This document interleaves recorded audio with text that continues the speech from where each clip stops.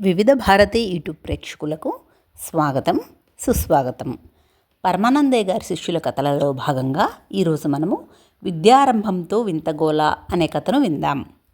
పరమానందయ్య గారి ఇంటి ముందు భాగంలో విద్యార్థుల విద్యాభ్యాసం కోసం నిర్మించిన చావిడిలో బుద్ధిమంతుల్లా వినయ విధేయతలతో నిశ్శబ్దంగా కూర్చుని ఉన్నారు 7 శిష్యులు. వాళ్ళ ఎదురుగా సమున్నత పీఠం మీద ఆసీనుడై ఉన్న పరమానందయ్య గారు ఆ 7 విద్యార్థులకి విద్యారంభం చేయడానికి ముందు అర్ధనిమీలిత నేత్రుడై మనస్సులోనే పరమేశ్వర ధ్యానం చేస్తూ ఉన్నారు. సరిహద్దు గోడకి అటువైపున ముక్కాలి పీఠం మీద నిలబడి ఆసక్తిగా ఆ తతంగాన్ని గమనిస్తూ ఉన్నాడు అప్పన్న. అంతలో బ్రహ్మానందయ్య గారు కూడా చప్పుడు కాకుండా అతడి పక్కకు చేరి గొంతు బాగా తగ్గించి, ఏరా అటేపు విద్యారంభం ప్రారంభమైందా అని అడిగాడు. అప్పన్న చటుక్కున తల తిప్పి చురచురా చూసి సమాధానం చెప్పకుండా విసురుగా మొహం తిప్పేసుకొని గోడ అవతలి భాగం వైపు చూశాడు. బ్రహ్మానందయ్య గారు కూడా అప్పన్న పక్కనే మరో ముక్కాలు పీట వేసుకొని కనిపించకుండా తమ్ముడు విద్యాశాల వైపు దృష్టి సారించాడు. 2 ఇళ్ల మధ్య కావు కావుమంటూ గోల చేసే కాకి కూడా నిశ్శబ్దంగా గోడ మీద 2 అడుగులు కదిలి ఒంటి కంటితో విద్యాలయం వైపు చూపు సారించింది. ఆ ముగ్గురికి తెలియని 4వ జీవి కూడా ఏమాత్రమూ చప్పుడు చేయకుండా గాలిలో పొగలా ఎగురుకుంటూ వచ్చి వాళ్ళ వెనుక ఆగి తన వికృతమైన వెకిలి రూపంతో గాజుగోళాల్లాంటి కనుగుడ్లతో వెకిలి చేష్టలు చేస్తూ తాను అవతలి వైపు ఉన్న విద్యాలయం వైపు చూసింది. అది ఆడభూతం. ఈ భూతం సంగతి ఏమిటంటే, ఒకసారి ఏట్లో స్నానానికి వెళ్ళిన అప్పన్న కాలికి తగిలింది ఇసుక పర్రలో ఇరుక్కొని ఉన్న ఒక గాజు సీసా. బెరడా మూత బిగించి ఉన్న ఆ తెల్లటి ఖాళీ సీసాని చూసి ముచ్చటపడి ఇంటికి తెచ్చుకొచ్చాడు అప్పన్న. ఆ రోజు ఇంటి బయటే అప్పన్న చేతిలో ఆ సీసాను చూసి వివరం తెలుసుకున్న బ్రహ్మానందయ్య సీసా సోయగానికి ముచ్చటపడి ముసిముసిగా నవ్వి, ఓరే అప్పిగా, ఈ సీసా ముండా ముద్దొచ్చేస్తోంది. మీ అక్కయ్య కంటపడిందంటే వీధిలోకి గిరాటేస్తోంది.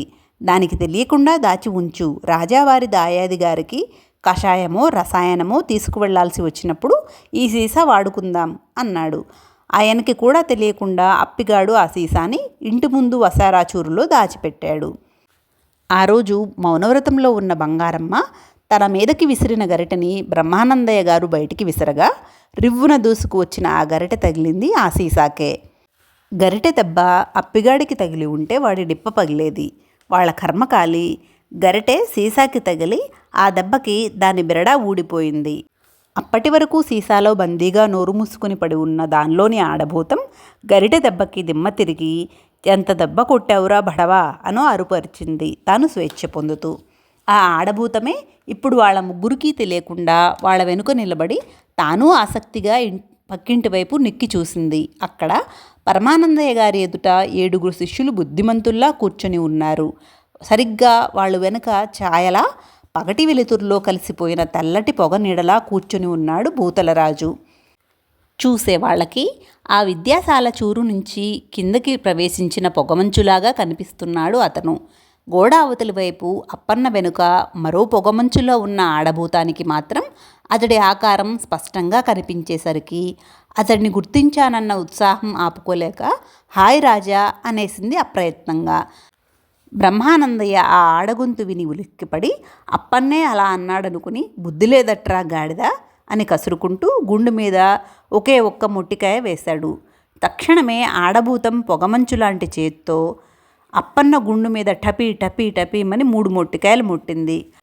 ఆ దెబ్బలు నషాళానికంటి కళ్ళు బైర్లు కమ్మి అప్పన్న కెవ్వున ఆక్రందిస్తూ, అక్కా మాడు అదరగొట్టాడే బావా అని అరిచాడు. అంతే. ఆ మరుక్షణమే ఇంట్లో నుంచి బంగారమ్మ గిరాటేసిన ఇత్తడి పళ్ళెం విష్ణుచక్రంలా తిరుగుతూ వచ్చింది. ఆ ప్రమాదాన్ని గుర్తించిన బ్రహ్మానందయ్య చప్పున క్రింద చతకిలబడిపోయాడు. గోడ మీద కాకి కావు కావుమంటూ ఎగిరిపోయింది. ఇద్దరూ చెరువు వైపు తప్పుకోగా దిక్కులేని ఇత్తడి పళ్ళెం ప్రహరీ గోడని తాకి అదే విసురుతో వెనక్కి వెళ్ళి ఆడభూతం పక్కటెముకని ఫట్మని అదరగొట్టి జర్రున నేల రాలింది. ఆ దెబ్బకి ఆడభూతం కెవ్వున అరుస్తూ చప్పున పొగలా మారి జరజరా పాకినట్లు వెనక్కి పారిపోయి తన గాజు సీసాలోకి దూరిపోయింది.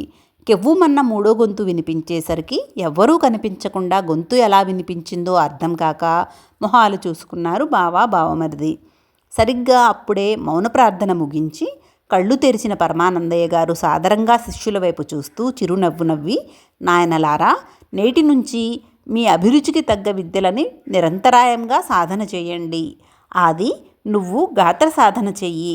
ఒరే సోముడు, నువ్వు మృదంగం అభ్యసించు. నాయనా మంగళ, నీవు వీణానాదం.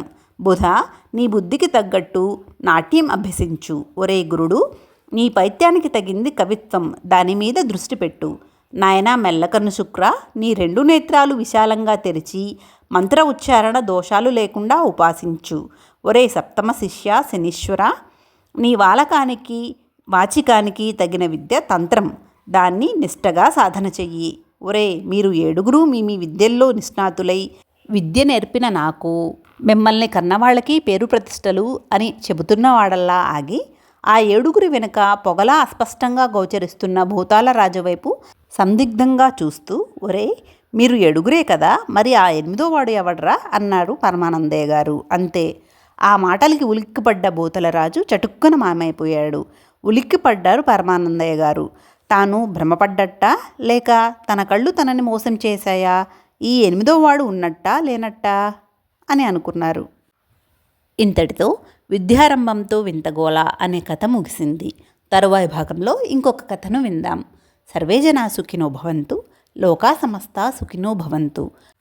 ఓం శాంతి శాంతి శాంతి.